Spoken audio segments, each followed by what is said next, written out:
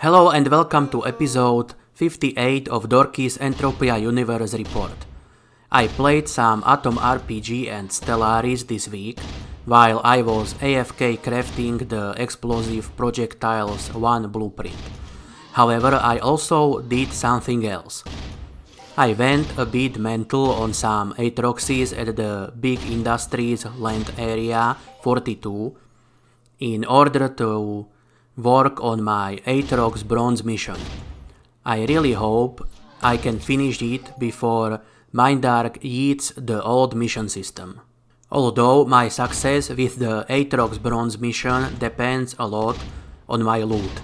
Anyway, the reason why I mention those Atroxes here in the introductory part of my video is that I killed about 1.2 to 1.3 thousand of them, little poop nuggets, and anyone who has killed that many Atroxes old to old alpha in 1 or 2 sittings will know that when you do this, you are very likely to end up getting a lot of globals. And that is why this episode is a bit different from the other episodes up to this one. It is full of globals. I did not get any hoffs, but I did spam globals like a mother trucker. It does not mean that I profited on my hunts though. After all, I shot through more than 6000 ped, but more on that later in the episode. First, let me tell you a few words from this video's sponsor, the Kukatur Star Empire, led by the great Emperor Urlak Typlek of the Typlek dynasty. These one-eyed beauties are the perfection of the humanoid form in our galaxy. No other sapient species can rival them in both physical beauty and raw power they project, regardless of whether you meet a random fine specimen of Kukatures species while having a stroll out in the woods, or you just happen to be the target of their motherships bombarding your home world into a tomb world. They are so cool, they even have their own pet space amoeba called Boomer. I am definitely not making this promotional clip for them while His Majesty, who is the perfect and benevolent being, Urlak Typlek, keeps aiming his blaster at my head. And he most definitely is not salty that those fugly squids from Poopwater Bay rebelled once again. Anyway, the sponsor of today's video, the Kukatur Star Empire, has this message for you all. The assholes are coming. Thank you for your attention, and resistance is futile.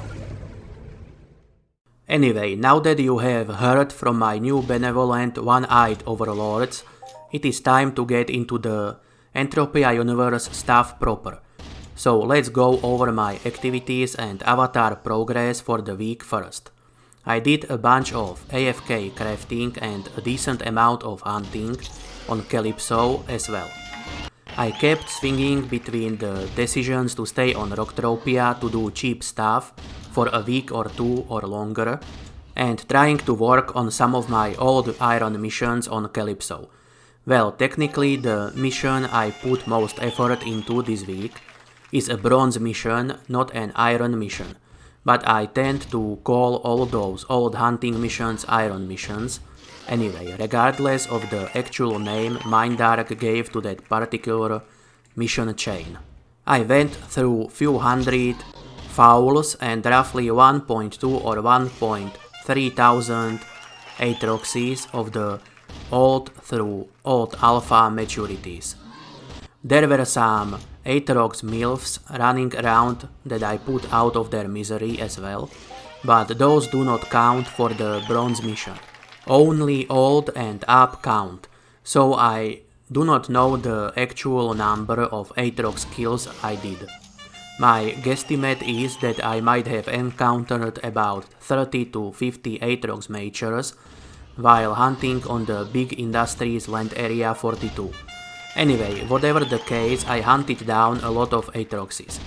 That is why I managed to grab the 5th place in Grindhouse Week 27 event on Entropia Live with 18 globals, and I already gotten 7 globals into the Week 28 event as well when I did my latest hunt so far on Sunday evening. In case you are wondering, the reward for being in top 10 for the week in those events is some big industries reward points. Anyway, perhaps I should rather say I got those last 7 globals on Sunday night rather than evening, as I stopped hunting well past 1 AM of my time, which is roughly an hour ahead of the in-game time. I still need nearly 4700 Atroxes to finish my bronze mission, which is why I am not completely sure that I can pull it off before Mindark eats the old mission system from the game. I definitely have enough time to go through them all, but I am not sure about my available funds. I still refuse to just start dumping money into Entropia Universe just to finish some missions for virtual skill points and that good feeling that I get when I tick off a mission as accomplished. So I will finish the mission if I can get decent loot for long enough. Otherwise I will mourn the loss of 100 stamina tokens and some 50-ish pad of whichever one of the 3 available skills I would have chosen at the end. I hope it does not come to that though. Either way, all that hunting led to a really nice boost in my total skill and hit points. I managed to reach 348,000 total skills last night, as well as get to the 232 hit points. I now need only 12,000 more skill points and 8 more hit points to reach 2 of my main goals for this year. By the way, my first big hunt on Atroxes ended in roughly 300 pad loss. But last night's hunt gave me about 200 pad profit, so I nearly broke even. Sadly, my markup was trash. Most of my returns were in shrapnel, liver oil and soft hides. Anyway, other iron missions I want to work on over the next week are Atrox 5k iron challenge and Foul 10k iron. These two should not be much of a problem, as I am more than half done with both at this time, and those mobs are much cheaper to hunt than mid-sized Atroxes. Now let's get to the Deed and Share payouts for the week from Monday 29th of June to Monday 6th of July 2020. The effect of the End of Summer Mayhem event can already be seen. Arcadia Underground Deeds paid out 5 times over the week, and one of the payouts was for 2 peg per deed, while the AUDs paid 1 peg per deed on the remaining 4 occasions. This is nice and definitely a bit better than what we got during the duration of the Summer Mayhem. Also, the Arcadia Moon Deeds paid out twice this week. Both times they gave 1 peg per deed, but they were giving only 1 payout per week during the Summer Mayhem, so this is definitely an improvement. They are still shit, but at least someone had the courtesy to spray the deodorant after leaving that epic pile of common dung in the middle of the room. By the way, did you know that the Arcadia Moon Deeds still have not sold out in the webshop? On a more positive note though, I do think that they could potentially become somewhat decent in the future. Arcadia Underground Deed Arcadia Underground Deeds did not pay all that good at first either, so there is hope for them. I just would not bet my watertight rear entrance on it. And now we get to the Ancient Grease shares, that abomination that keeps on failing to deliver just about any payouts. Well, I am overreacting a bit. They do pay out that one pack every once in a while. It is just that they do not pay anything most weeks, and they have not paid even a single pack this week either. I am sometimes tempted to just pack up my crap and go hunt or mine over there, but my budget is way too small for such antics. And I have no illusion that I alone would make much of a difference there. The place would likely need a bunch of dedicated hunters and miners, cycling through many thousands of pets daily to start paying out every week. Maybe that will be the case someday, maybe not. Ancient Greece shares remain a rather risky investment for now, and that seems to be reflected in the number of shares still available for 10 pet each. They still have not sold even the first 100,000 shares.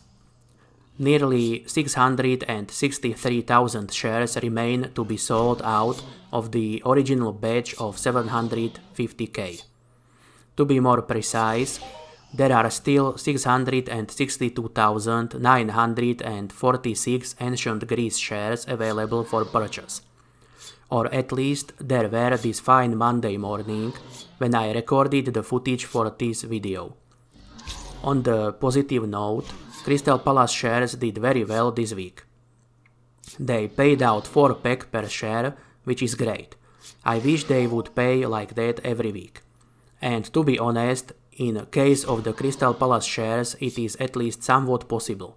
Of course, they will pay less some weeks, and definitely pay less when there are big events running down on Calypso, but they do tend to pay fairly well. Anyway, the cheapest Crystal Palace shares were priced at 19 ped and 33 pack, and the number of shares available on the market was rather low this morning at only little over 3,000.